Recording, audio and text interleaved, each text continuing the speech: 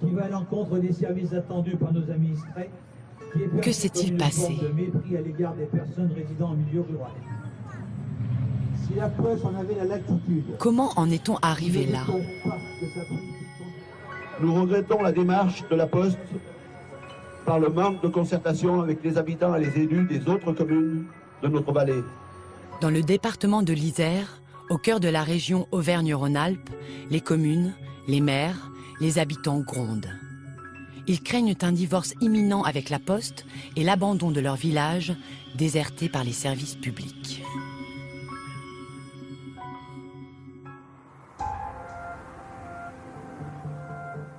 L'Auvergne-Rhône-Alpes est la région témoin que nous avons choisie pour comprendre et analyser le bras de fer entre la Poste et les territoires. Terre de plaine et de montagne, urbaine et rurale, où l'effervescence des grandes villes côtoie la solitude des hameaux, cette vaste région est au fond le miroir de la France hétérogène. 13 départements, 4095 communes, près de 8 millions d'habitants, tous concernés par les transformations profondes de la Poste, qui a entamé depuis quelques années déjà une révolution.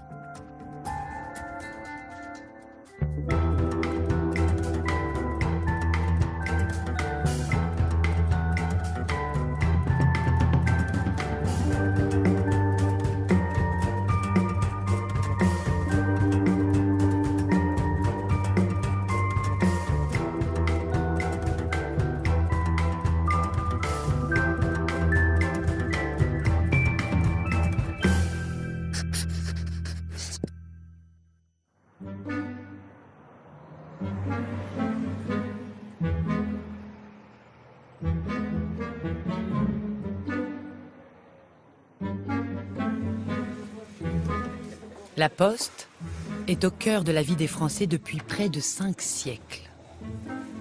Elle fait partie du paysage depuis Louis XI. Qu'il soit porteur de bonnes ou de mauvaises nouvelles, le facteur a toujours été le lien entre les citoyens. Salut Martial. Tiens, tu pourras faire une petite pause. Hein? Oui, voilà. Hein, voilà, hein. C'est tout ce qu'il y a. Hein? Ouais. Même à côté, il n'y a rien. Hein? D'accord, ok, ça marche. Allez, à demain. Ouais. C'est ce que la Poste appelle le tiers de confiance.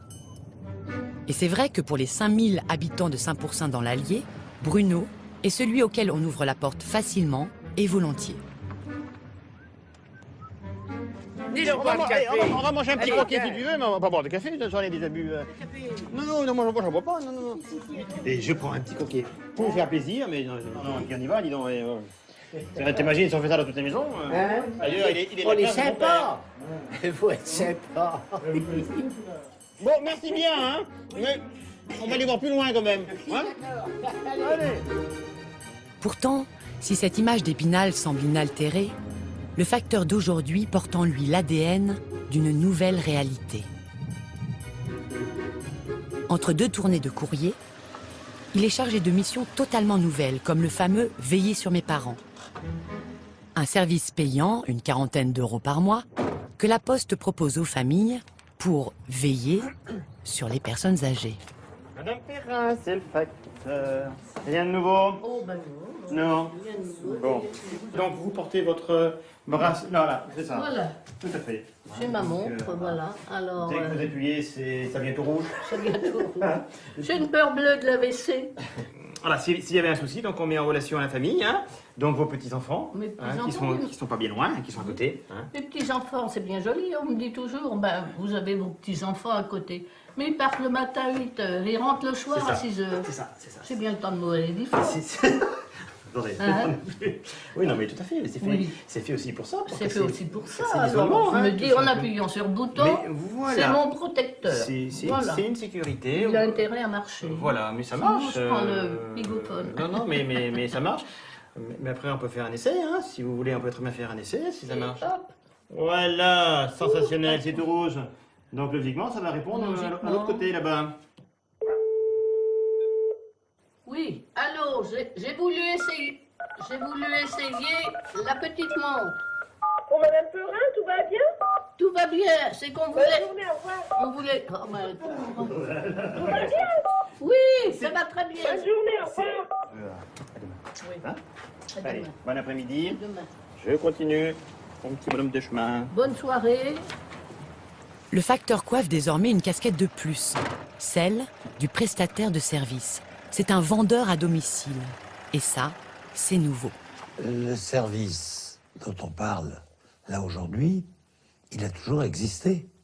Quand dans un village, le facteur passait et qu'il voyait qu'il apportait le journal, ou qu'il apportait la lettre, ou le relevé de la banque, ou un courrier administratif, et qu'il voyait que la personne âgée n'était pas en forme, il en parlait à ses voisins spontanément. Enfin, c'était le b.a.-ba du travail du facteur. Ah, attendez, votre voisin, il n'a pas l'air bien. Est-ce que... Bon, je crois que ce qui change, quand même, c'est une volonté affichée de plus en plus par la Poste et implicitement par les pouvoirs publics qui n'y mettent pas le holà, à rechercher la plus grande rentabilité de toutes leurs activités. Il faut faire du chiffre d'affaires, il faut que les clients payent le service, quel que soit le service qu'on leur rend.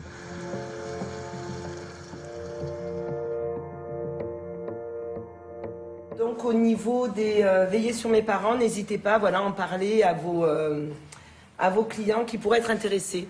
Il n'y a pas d'informations des commerciaux là, du coup, pour veiller sur mes parents? Non, simplement. Il y a des promos là. Ouais. L'objectif a doublé cette année. Hein. Et on a 11 000 € à faire. Hein. Voilà. Donc il va falloir mettre les bouchées doubles et surtout et faire en sorte de faire mieux que l'année dernière. Hein. Voilà. Et bien c'est parti.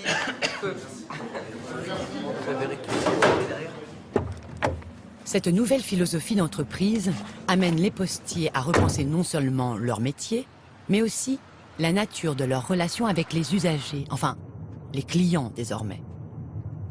Géraud en fait l'expérience tous les jours lors de sa tournée calibrée, chronométrée. 3 minutes, par exemple, dans le cadre du service « Veiller sur mes parents ».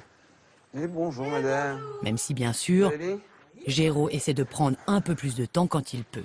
Les minutes passent vite. C'est pour ça que j'ai dit que 3 minutes... Oui, c'est sûr qu'en 3 minutes, ça part. Ouais. Ça, c'est pas normal. Hein, il n'y aurait pas ce service, les gens, on les connaîtrait non, pas forcément. Hein. Le facteur, c'est un sauvage. S'il n'y a pas de service, il pose son courrier et puis il faut qu'il se dépêche. Moi, j'ai vu les facteurs courir d'une maison à l'autre. Ça, je l'ai vu. J'ai dit quand même, c'est égal, hein, faire courir les facteurs. Ça, je l'ai vu de mes yeux. Hein. C'est vrai que la Poste donne parfois l'impression d'être un pompier pyromane. Les facteurs doivent passer moins de temps à échanger avec la population. Donc, cela accentue l'isolement de ceux qui sont seuls. Donc, la Poste crée un service pour combler cette solitude, mais payant. Et donc, cela crée une nouvelle fracture entre ceux qui pourront se payer ce service et ceux qui ne le pourront pas. Alors, certaines communes ont décidé de prendre à leurs frais ce service. C'est vrai, on ne peut pas payer de ci, payer de là, on est unis de partout. Ça va plus, ça. Hein. Dans le temps, on aimait beaucoup les facteurs. Ils rendaient des services à tout le monde dans les campagnes. C'est pas pareil, maintenant on les voit plus. Et la boîte aux lettres, elle est là-bas au fond du jardin. C'est sauvage maintenant, faut dire ce qui est. C'est pas bien. Hein. Il y a beaucoup de gens qui n'ont pas de boîte aux lettres, justement, pour avoir le facteur. Pour avoir le facteur à domicile et avoir une petite visite. Oui, enfin bon, on veut tout épargner, on veut tout économiser, et puis on va pas dans le bon chemin. Parce que on fait pas d'omelette sans casser deux. Hein. Vendredi prochain, c'est pas moi, mais après, je sais pas. Vendredi prochain, je sais pas qui c'est, mais c'est pas moi. On verra bien. Ça ne me tracasse pas, moi je prends celui qui arrive. Oui. Il y aura bien quelqu'un. Cette marchandisation du contact montre combien la Poste a changé. Elle semble adopter de plus en plus les mécanismes d'une entreprise privée. Les nouveaux services payants poussent comme des champignons. La Poste s'est emparée de ce que l'on pourrait appeler, sans craindre l'oxymore, le marché du service public.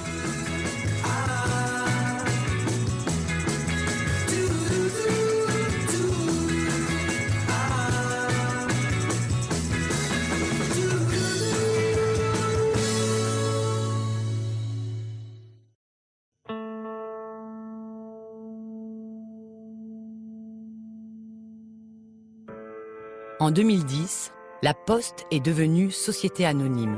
Première étape, disent certains, vers la privatisation, même si 100% de ses capitaux viennent du public, c'est-à-dire de l'État et de la Caisse des dépôts. Elle doit désormais assurer par elle-même les conditions de sa rentabilité, comme une entreprise classique, mais avec une contrainte supplémentaire, l'obligation d'assurer ses missions de service public.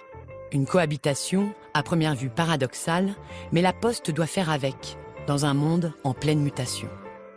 Pour comprendre le nouveau paysage de la Poste, il faut parler peut-être avant tout de l'évolution de la société. Alors l'évolution de la société, juste 2 chiffres, 85% des foyers ont maintenant Internet à domicile, les moins de 40 ans passent plus de temps sur Internet qu'à la télé, donc on voit qu'il y a des tendances lourdes et à mon sens irréversibles qui font que de toute façon l'entreprise Poste, le groupe La Poste devait s'adapter. Tout service public doit en permanence s'adapter à l'évolution des besoins d'un côté, des technologies de l'autre. C'est inhérent à la définition même du service public, ces fameux 3 principes, égalité, continuité et adaptabilité. Le pari de la Poste, c'est de réussir ce défi d'adaptation dans un contexte d'autant plus difficile pour elle que son métier historique est en perte de vitesse depuis des années. Jusqu'à pas si longtemps que ça, dans le chiffre d'affaires du groupe, c'était 50% le courrier. Or, le courrier, ça descend de façon vertigineuse. Donc, il y a ce besoin d'évolution de la Poste qui est incontournable pour répondre aux besoins du client. Et c'est une nécessité. Et après, quand même, il y a aussi une réalité économique. En moins de 10 ans, c'est vrai, le nombre de plis distribués a chuté de près de 40%. Environ 500 millions d'euros de chiffre d'affaires en moins par an. C'est ce déclin du courrier qui est souvent présenté par les responsables de la Poste comme la principale cause de toutes ces transformations internes. C'est le grand argument qu'emploie un certain nombre de responsables disant mais le volume du courrier décline, il faut diminuer, réduire le service de plus en plus puisque il y a de moins en moins de besoins. On oublie souvent de dire que si le courrier diminue, le courrier papier diminue, le commerce électronique se développe. Et donc, aujourd'hui, on peut dire que globalement, la diminution du courrier papier est compensée par l'augmentation des colis qui nécessitent le même maillage du territoire. Les formes changent, les outils changent, mais le besoin lui-même, fondamentalement, il reste le même. Il y a néanmoins une autre donnée économique à prendre en compte. La France est l'un des pays les plus hétérogènes d'Europe dans la répartition de sa population sur le territoire, avec des zones très peuplées et d'autres quasiment inhabitées. En clair, cela veut dire que la Poste doit distribuer la presse, le courrier, les colis, partout, à chaque citoyen, où qu'il se trouve, même quand il se trouve loin de tout.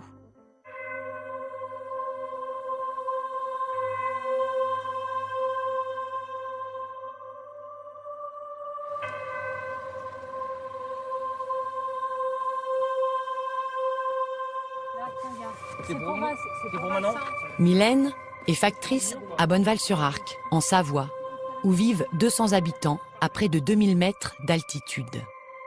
C'est l'une des communes les plus hautes de France. C'est une tournée qui me ressemble bien. Voilà. Après, il faut aimer la neige, il faut aimer marcher, il faut aimer l'imprévu. Et puis ça me ressemble. Donc tant que je peux le faire, je le fais. Voilà. J'allais dire, l'hiver, moi je pars, je sais jamais à quelle heure je peux rentrer. J'ai toujours un sac avec moi, au cas où je reste bloqué là-haut. D'une heure à l'autre, tout peut changer en montagne. Il ne faut pas avoir peur de partir et puis de rester bloqué là-haut. Voilà.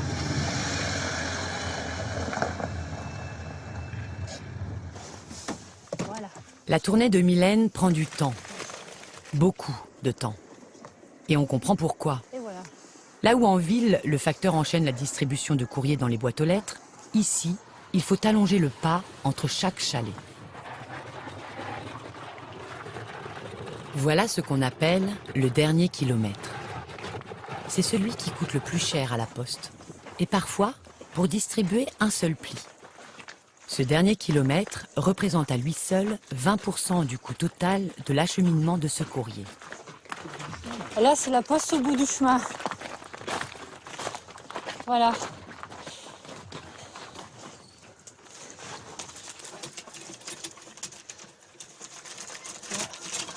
Hop là.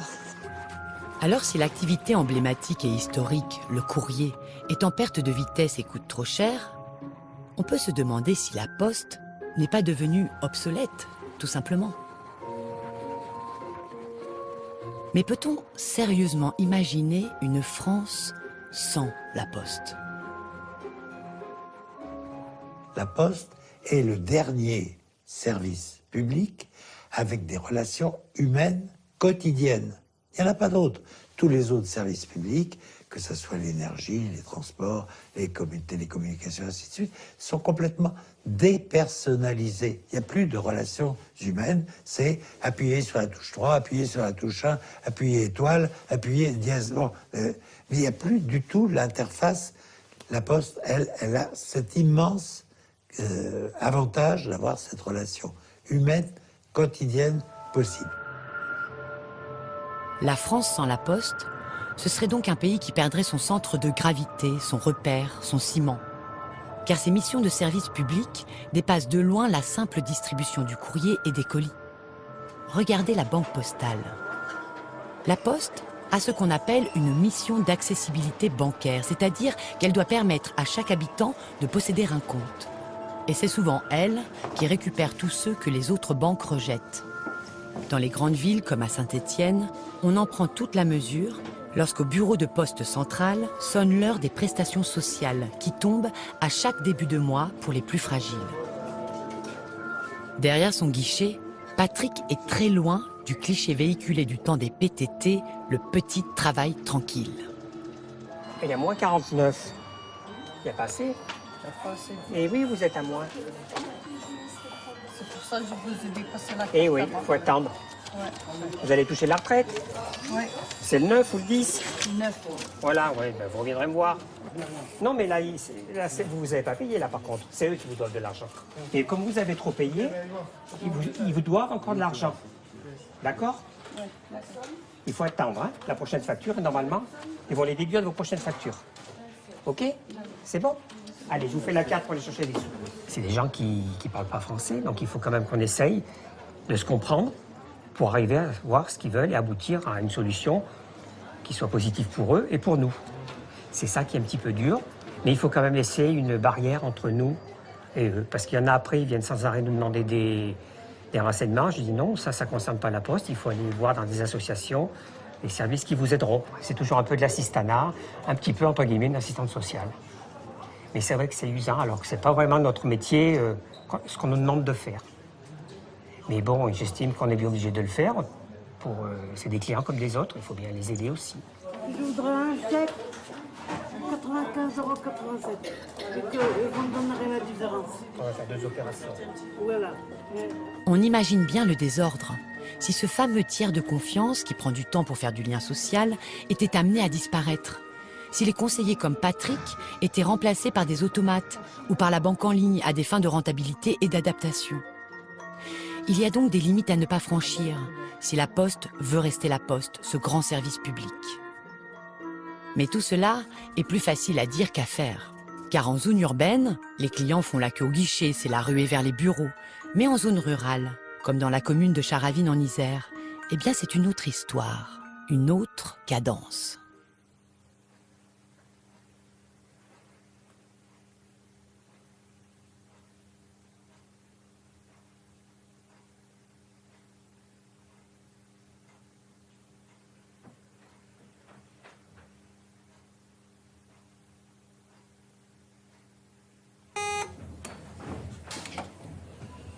Bonjour madame. Je vous prends des carnets de timbre, s'il vous plaît. En lettres vertes, comme ça? Non, je vais vous prendre les rouges, s'il vous plaît. Les bureaux de faible activité. Voilà le cœur du débat qui oppose la Poste aux maires des petites communes. Aujourd'hui, il y a certains bureaux qui ne voient que 10 à 15 clients par jour. Voilà, donc il y a une réalité économique. Et lorsque ces clients viennent, à 90%, c'est pour affranchir un courrier ou envoyer un paquet, etc. D'un côté, le moindre coût, d'un autre côté, le service universel. Il faut arriver à trouver l'équilibre entre ces tensions. Il y a bien tension entre les deux. Il y a effectivement, de ce point de vue-là, quelque chose qui est antagonique. On ne peut pas être à la fois dans une recherche de rentabilité financière à court terme et à la fois préserver un maillage de services publics, on va dire, adapté à la grande diversité des populations que l'on peut avoir dans nos communes. Il y a une question centrale soulevée par le maire de Charavine. Quelles conséquences cette nouvelle donne de la rentabilité à tout prix va-t-elle avoir à terme sur les communes, et notamment les plus petites, déjà frappées de plein fouet par la fuite des services publics? La Poste, elle aussi, va-t-elle quitter ces territoires ?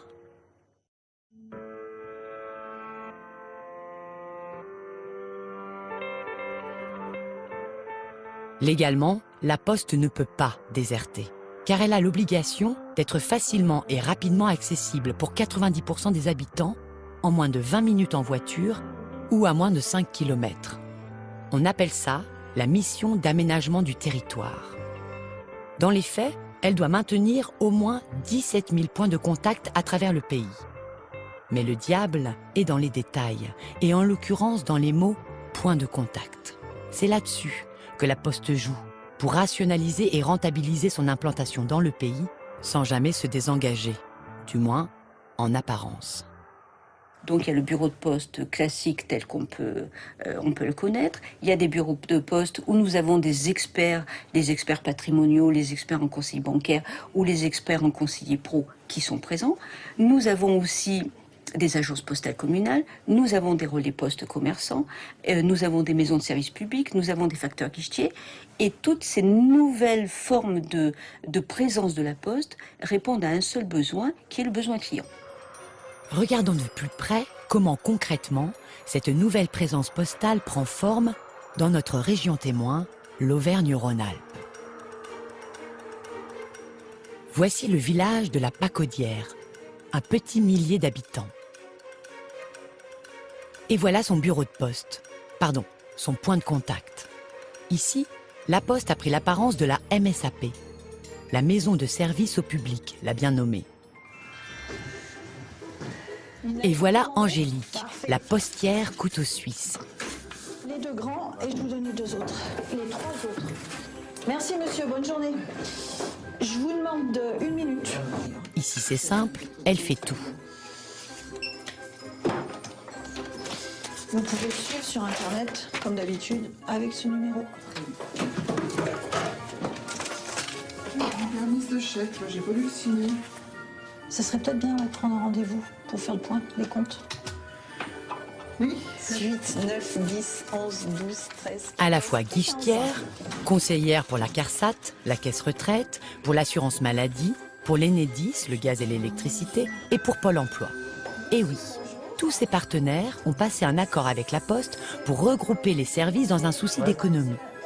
Un accord gagnant-gagnant, comme on dit, qui permet notamment d'attirer à la Poste plus de clients, comme ceux qui viennent profiter des conseils d'Angélique pour trouver du travail.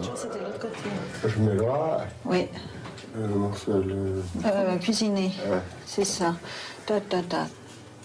J'ai 61 ans, j'ai pas le droit à la retraite encore, et ben il faut que je travaille encore un peu. Ouais. Et là, je cherche du boulot, celui-là, Savoie, celui-là, Haute-Savoie. Pour partir 2 mois en station.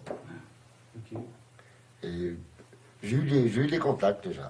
Moi, niveau informatique, c'est pas trop mon truc, hein. Je dis franchement. Ah, c'est pas l'autre troupe de tasse de thé, ça. C'est pour ça que... Ah merde. T'as pas pris. C'est pour ça que vous venez aussi ici, des fois. Voilà, c'est ça. C'est vraiment la mission de service public, le retour de la mission de service public. Et puis, dans les secteurs ruraux comme ici, ouais, c'est vraiment... C'était une demande. C'était une demande des gens. Parce que les jeunes, ils ont Internet sur leur portable, mais ils ne peuvent pas ni scanner, ni éditer. Donc on a même une imprimante pour faire l'édition. Les plus âgés, ils ont peur de l'outil informatique. On touche toutes les tranches d'âge. Et vous, ça vous plaît? Ah, c'est mon truc. Madame, allez-y, approchez. Vous savez que la Poste fait les box aussi. Maintenant, je savais pas ça. Vous saviez pas? Bah non. On fait beaucoup de choses aujourd'hui, la Poste. N'hésitez pas, poussez la porte. Et ben, bonne journée. Merci, bonne journée. Au revoir.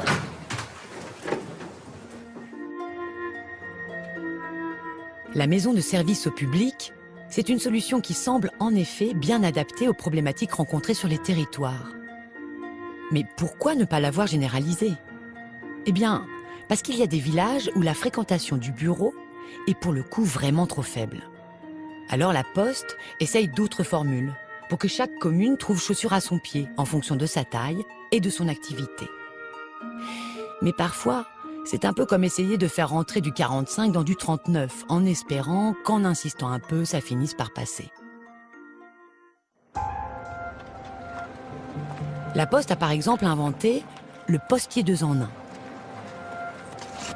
Dans le village de Génilac, Serge est donc facteur guichetier.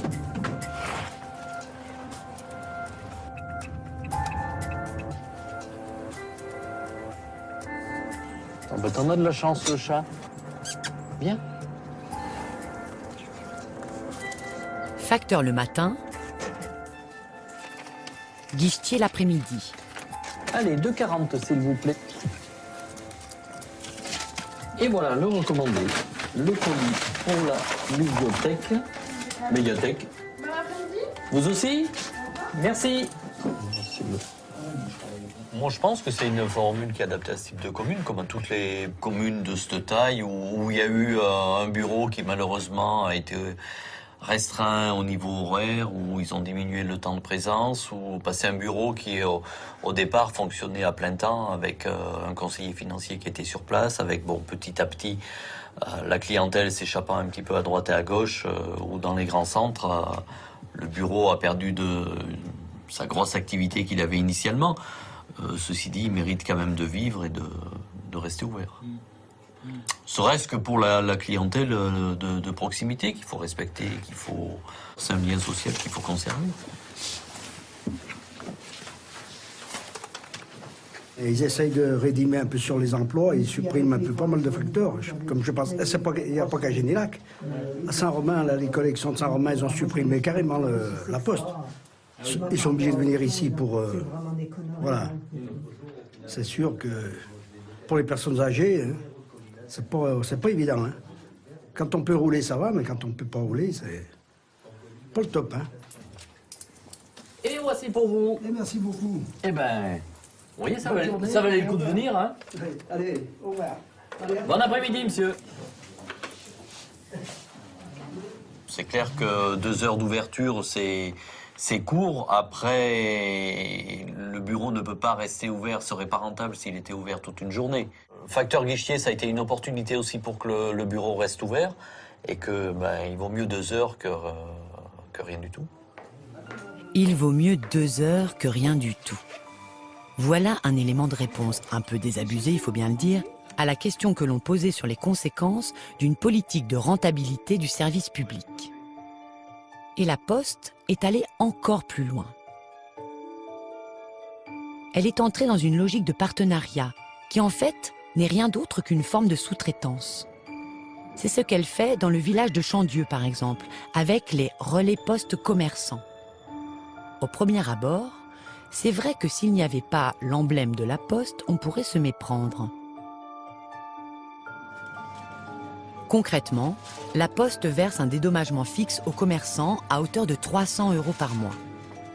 Et en échange, celui-ci assure 90% des services d'un bureau de poste classique entre les yaourts, les légumes et le jambon.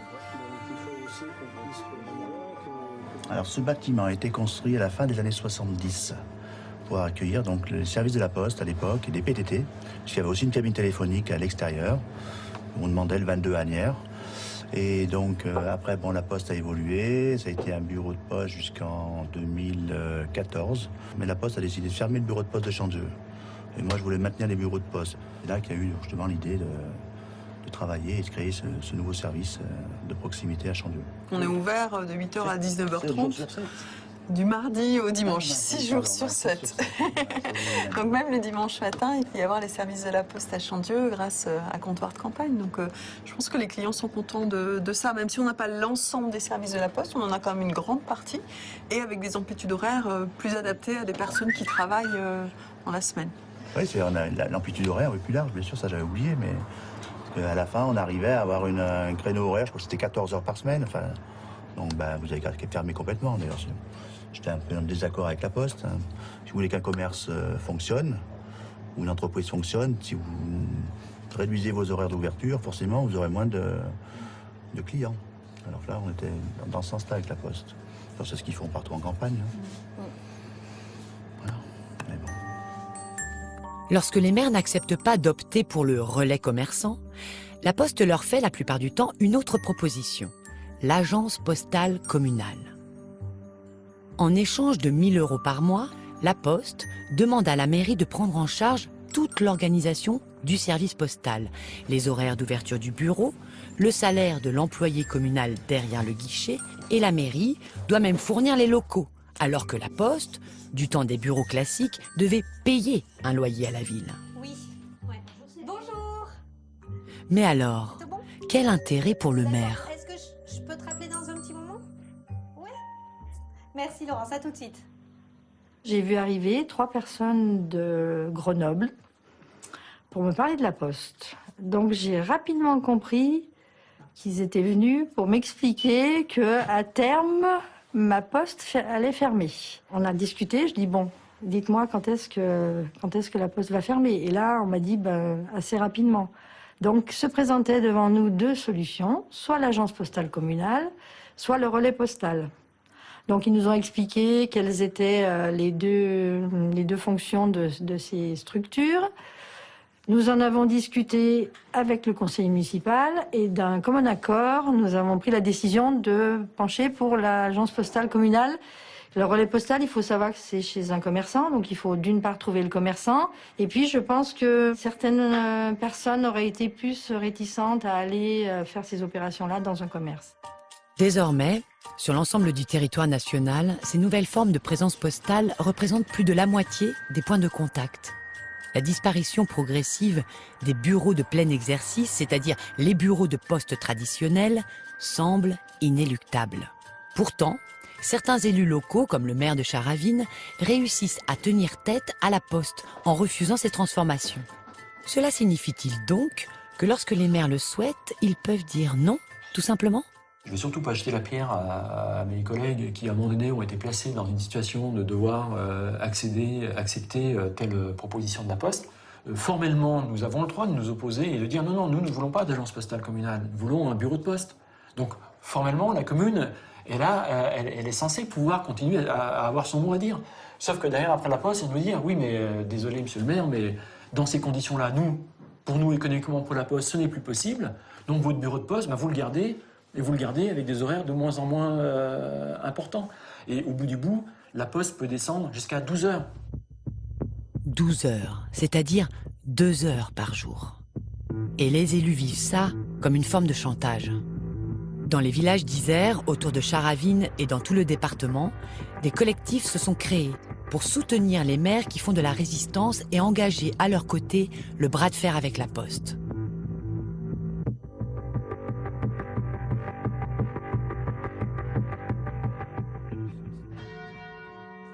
À quelques kilomètres seulement de Charavine, il y a le village du Pin, l'un des bastions de la contestation citoyenne qui sévit en Isère.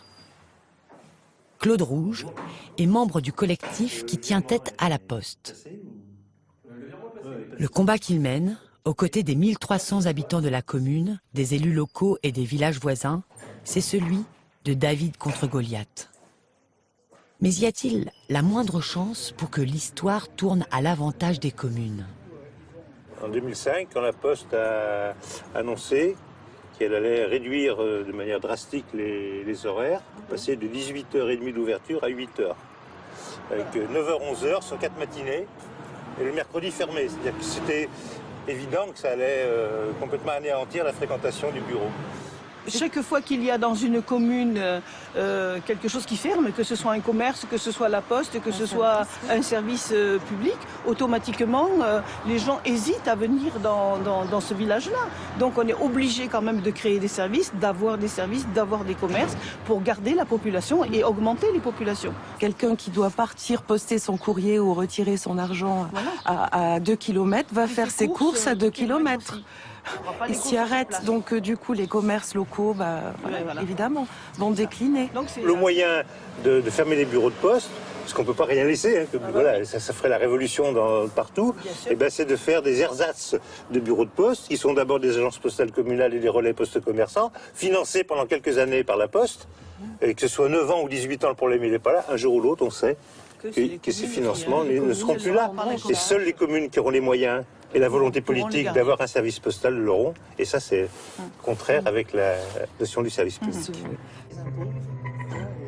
Le scénario catastrophe redouté par Claude Rouge est-il fondé? Y a-t-il une garantie absolue du maintien de la présence postale telle qu'elle est aujourd'hui, quelle qu'en soit la forme? Le maillage est obligatoire de par la loi. Mais ce qu'a fait une loi un jour peut être changé par une loi demain. Donc c'est pas une garantie absolue pour le long terme. Donc il faut être vigilant en la matière, parce que c'est quand même très facile de voter une nouvelle loi. Le Parlement n'arrête pas de voter des nouvelles lois. Donc vigilance déjà en la matière quant à cette garantie telle qu'elle existe. Mais alors, quelle est réellement la marge de manœuvre pour les habitants et les élus de proximité? Là où nous avons une chance quand même de pouvoir rebondir, c'est que nous pouvons faire le pari qu'une partie très importante de la population demeure attachée à la réalité communale et à ce qu'elle peut représenter comme vie commune, comme capacité à maîtriser un peu, on va dire, son cadre de vie, et qu'il y a ici peut-être les ressorts d'une contre-offensive quelque part, voilà, mais qui ne s'appliquera pas forcément que sur la Poste, qui serait beaucoup plus large, qui serait, on va dire, une forme de réappropriation par les habitants remobilisés de ce qui fait leur cadre de vie, alors qu'ils peuvent aujourd'hui en droit s'en sentir complètement dépossédés parce que tout ça s'éloigne de plus en plus d'eux. Alors les habitants, emmenés par le collectif départemental d'Isère, se sont mobilisés à Virieu pour protester contre les menaces de fermeture des bureaux de poste. 70 personnes, venues des villages alentours mais aussi de Grenoble, pour tenter de changer autant que possible le cours de l'histoire. Aujourd'hui, nous sommes ici en présence d'un enterrement de première classe. Oui, j'ai bien dit un enterrement. La Poste dit qu'elle réorganise ses bureaux de poste. Non, elle les désorganise pour provoquer des baisses de fréquentation et justifier ainsi leur fermeture. Et vous, les usagers, vous, les élus, vous, les syndicalistes, vous, les commerçants, vous avez notre soutien total.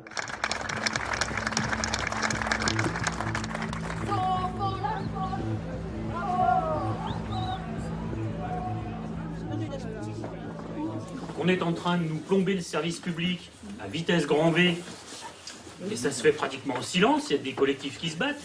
Moi, j'en veux pas d'APC, de choses comme ça, je veux une poste. On me baisse pas mes impôts, les charges, etc. Non, au contraire, on nous ponctionne de plus en plus. Donc il faut quand même garder nos services publics. Bientôt, il n'y a que les gens qui vont vivre en ville ou dans les grands milieux urbains des agglomérations des grandes villes qui auront droit à des services publics. Et nous, à la campagne, il faudra faire 40 km pour un colis, mais c'est un scandale. Messieurs les maires, moi, je voulais juste vous demander, je vous trouve très patient, je vous trouve admirable en constance, parce que le gouvernement se défausse sur vous, mais jusqu'où vous allez dire oui? Parce que ce serait bien quand même, effectivement, que les maires réagissent un peu en disant « ça suffit ». Ça suffit de nous traiter comme des gens qui doivent tout faire. Ça suffit de nous maltraiter et de maltraiter notre population. C'est eux qui nous élisent. C'est ça qu'il faut que vous imaginez bien, que si vous ne faites pas réagir un peu vos tripes en disant « on en a assez de voir que nous sommes les vaches à lait et que nos citoyens doivent supporter ces choses-là ». Ce sont vos mandats qui sont en jeu, messieurs. On va dire que sur le fond, je serai entièrement d'accord avec vous, mais imaginez que demain, nous, on ne bouge pas et que la Poste, elle ferme. où est-ce que les gens iront. Donc on essaye, dans les moyens qui nous sont donnés, et on sait qu'il y en a qui nous prennent pour des dieux parce qu'on est maire, hein, mais si on a toujours quelqu'un au-dessus, hein, on a toujours quelqu'un dessus, et ce qui fait qu'à des moments donnés, on ne peut plus dire non, parce qu'on doit rendre un service auprès de nos administrés. À quel prix ? À quel prix, oui, mais voilà, c'est le problème, c'est que tant que, on va dire, la tête du gouvernement ne pense pas comme vous, eh ben, on n'avancera pas. Il faudrait que ça fasse vraiment une grosse boule de neige pour dire d'être... Mais s'il faut toujours être en train de crier, gueuler pour avoir rien, qu'est-ce qu'on fait? On se décourage un peu. Alors on fait notre boulot de proximité au maximum. La preuve, on est là aujourd'hui, tant mieux, on a été nombreux. Mais voilà quoi, après, bon, s'il faut se battre et crier tout le temps et pour avoir de résultats, à un moment, on est aussi... Voilà quoi. Des maires pris en étau entre devoir de résistance et devoir d'assurer malgré tout l'accès pour la population aux services publics. Quel avenir pour la survie des petites communes? Comment tout cela finira-t-il? Là, il faut bien trouver des solutions adaptées au terrain. Pas forcément disant aux maires, débrouillez-vous, payez, organisez quelque chose, mais en mettant autour de la table tous les représentants de tous les services publics qui peuvent jouer un rôle dans ce maintien du lien social et de la cohésion sociale et territoriale. Il y a un endroit où le dialogue semble encore possible et où des solutions, parfois, se dessinent. Cet endroit, c'est la commission départementale de présence postale territoriale. Dans le département de l'Ardèche, c'est au sein de la préfecture de Privas que les représentants locaux de la Poste, des collectivités locales et de l'État se réunissent au sein de la commission. C'est là, autour de cette table, que naissent les solutions alternatives aux bureaux de poste classiques comme la maison de service au public ou le facteur guichetier. Je veux simplement rappeler que c'est un équilibre permanent qu'on est en train de devoir gérer entre le souci de rester présent dans les territoires, mais en même temps en préservant un équilibre économique qui est nécessaire pour assurer la pérennité de l'organisation. Je suis très attaché à ce qu'il y ait un engagement sur le socle de bureaux maintenus dans les territoires, ce que j'appelle des bureaux de plein exercice. Mais bon, après, j'entends la difficulté entre une réalité économique et une réalité de territoire. Moi, je suis élu de territoire, clairement. Ici, les débats sont nourris et la voix des petites communes est peut-être un peu plus audible. C'est en tout cas la mission qui incombe à François Jacquard, conseiller régional, porte-voix des élus de territoire. On ne peut pas nier qu'il y a une dématérialisation, qu'il y a aujourd'hui moins de courriers qu'il y en avait précédemment, que les gens fréquentent moins les bureaux de poste. Le problème, c'est qu'on l'a vécu d'abord sur une situation défensive, alors qu'on aurait pu le voir sur des nouveaux projets. Mais ça nécessitait une autre définition de la politique postale et une autre volonté de la part de l'État. Voilà, moi, mon choix, c'est de participer pour pouvoir porter un certain nombre de choses, et y compris essayer de me faire entendre des représentants de l'État. Certains font le choix de ne pas être dans ces commissions en considérant qu'on met la main dans le cambouis et que c'est pas très propre. Moi, je considère qu'à un moment donné, ma responsabilité d'élu pour défendre le territoire, c'est de porter un certain nombre de questions. Je pense qu'il faut une nouvelle loi postale. Une nouvelle loi postale qui redonne un certain nombre de missions de service public pour éviter que l'on puisse avoir demain une poste à plusieurs vitesses, notamment dans les services qui seront rendus par le facteur. Alors demain, y aura-t-il un service public à plusieurs vitesses? Une poste pour ceux qui ont les moyens, pour la jeunesse connectée, pour les grands centres urbains et tant pis pour les autres? Qui pourrait imaginer cela? Est-ce que cette évolution va continuer? Tout va dépendre de l'évolution du trafic. Mais on ne peut pas faire autrement que d'adapter notre offre. Parce que sinon, je pense que nous perdrions encore plus de clients. Et au sein même de la Poste, comment les facteurs, les guichetiers, les managers, les conseillers vont-ils réussir à trouver leur place entre mission de service public et rentabilité? Et à quel prix?